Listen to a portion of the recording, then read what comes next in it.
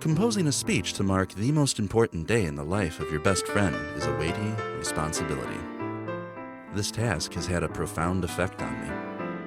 I've always had a nostalgic streak, and while deciding what to share with you today, I've had the luxury of indulging this part of my personality. Since Dan asked me to be his best man, I've spent countless hours in a state of delightful reminiscence.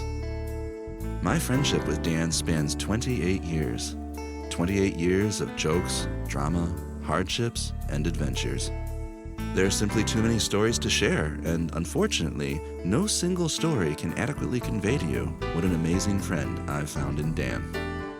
When I think of Dan, I invariably think of our shared passions for music, science, philosophy, video games, and of course, movies.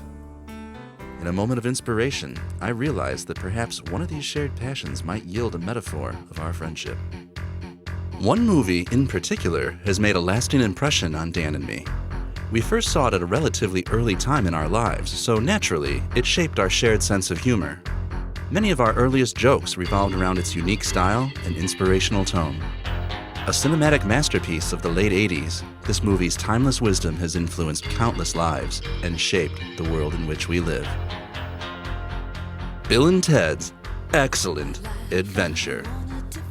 It's a story of two dudes from San Dimas, California, Bill S. Preston, Esquire, and Ted Theodore Logan, who embark on a most excellent adventure through time for the purpose of passing a daunting history exam.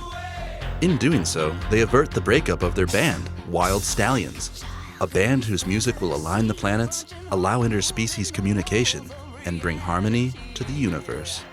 And it's great for dancing. Along the way, they philosophize with Socrates, who the learned refer to as Socrates, entice Genghis Khan with Twinkies, and rescue a couple of bodacious medieval babes from marriage to some royal ugly dudes. So, even to the most dim-witted, the parallels between these two characters and Dan and myself should be immediately apparent. Like Bill and Ted, Dan and I have devoted considerable portions of our lives to the pursuit of music. Admittedly, neither of us have managed to align the planets with our compositions. Nevertheless, it has been a driving force in both our lives. Nearly every memory is imbued with music that we have experienced or created. Dan has pursued his musical ambitions with particular zeal. Amongst his oldest friends, Dan has always been known for his remarkable ability to create and deftly navigate extensive social networks. In the years that I have known him, he has acquired a staggering number of acquaintances, friends, and colleagues. These people come from every walk of life imaginable. This is hardly surprising, as Dan is a man of many talents. As Ted might say, a true Renaissance dude. However, when I think of pivotal moments in Dan's life, groups of people, and places that have influenced his professional or personal ambitions, I see a common driving force: musical collaboration. In the years that Dan has been my friend, I have seen him don a yellow sweatsuit and paint his face white for a Charles Dickens musical, and in doing so, become the scariest ghost of Christmas past that any fifth grader could hope to be. Dan was the only person from our class at Lakewood Elementary not to attend Wilmot High. In no time, he was a friend or admired colleague of nearly every member of the Catholic Central Music Department, impressing people with his ability to act, drum, and even sing. I remember sitting in a darkened auditorium during the spring of my senior year, swelling with pride as I watched my friend play a truly impressive Captain Von Trapp in The Sound of Music. Surrounded by the entire music department and with most of the school in attendance, it was obvious how well-known and highly regarded Dan had become in a place where 4 years prior, he knew practically no one. As cool as the concept may be, Bill and Ted didn't simply hop into a plutonium-powered DeLorean time machine and punch in a destination. They traveled in a more elegant manner. In a phone booth. Perhaps not as sexy as a DeLorean, Bill and Ted's phone booth was beautifully engineered to navigate the circuits of time. An infinite, organic web of temporal and spatial intersections. A web that highlights the relationship between every time, every place, and every person. Dan's unique social abilities have brought together countless people who otherwise would never have met. he has surrounded himself with a self-made web of intellectual and artistic interaction. He has created his own version of the circuits of time, and everyone in this room has benefited from his creation. As Bill and Ted's excellent adventure through time progresses, the people they meet and the places they visit become more and more fantastic. At one point, they emerge from their phone booth in a place that Bill describes as most tranquil. By pure chance, they've arrived in the utopian future that their music built. They are mesmerized by its beauty and filled with hope. As far-fetched as it may sound, I believe that Dan and I experienced a similar moment of serendipitous foreshadowing.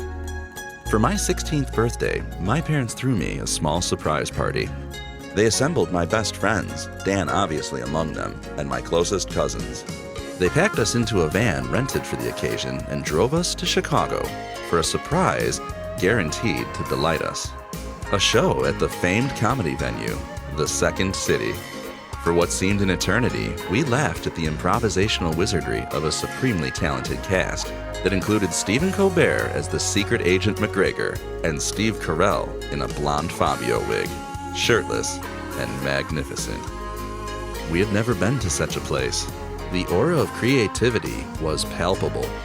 Just as Bill and Ted's excellent adventure had shaped our shared sense of humor as children, so too did the comedy of the Second City as teenagers. To this day, Dan and I often quote the show, and the atmosphere of creative collaboration at Second City is still magical to us. Little did we know that, like Bill and Ted, we had been allowed a glimpse of wonderful things to come. After high school, Dan left the comfort of his hometown. His social network and musical skill continued to grow. He met his current bandmates from Sequoia and moved to the big city of Chicago.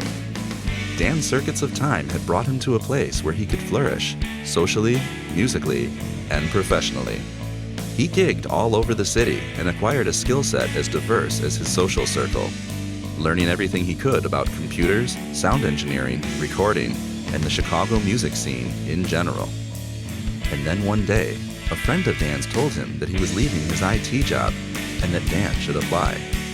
Where did this friend work? The Second City. When Dan told me he had just been hired at Second City, I could hardly believe it. It was a perfect arc. Dan's years of hard work, personal sacrifice, and artistic vision had landed him a job at a place with incredible personal meaning to both of us. Where else on earth could he meet his future bride but at a place which we regarded as a creative mecca? Pure perfection. Pure serendipity. Bill and Ted braved the perils of time travel and the wrath of a bunch of royal ugly dudes to meet their future princess brides, the Babes. Not only do the Babes marry Bill and Ted, they become bandmates in Wild Stallions. They help build a brave new future where bowling averages are way up and mini golf scores are way down. I think this perfectly describes the positive effect that Dan and Abby's love has on all of us and the world in general. And by all accounts, Abby is a totally bodacious medieval babe. In closing, I'll leave you with some wisdom from one of Bill and Ted's favorite historical figures, Abraham Lincoln. Abraham Lincoln guided our country through the most difficult and violent period in its history. He was a fount of timeless wisdom and practical advice. Dan, Abby, be excellent to each other. And party on, dudes.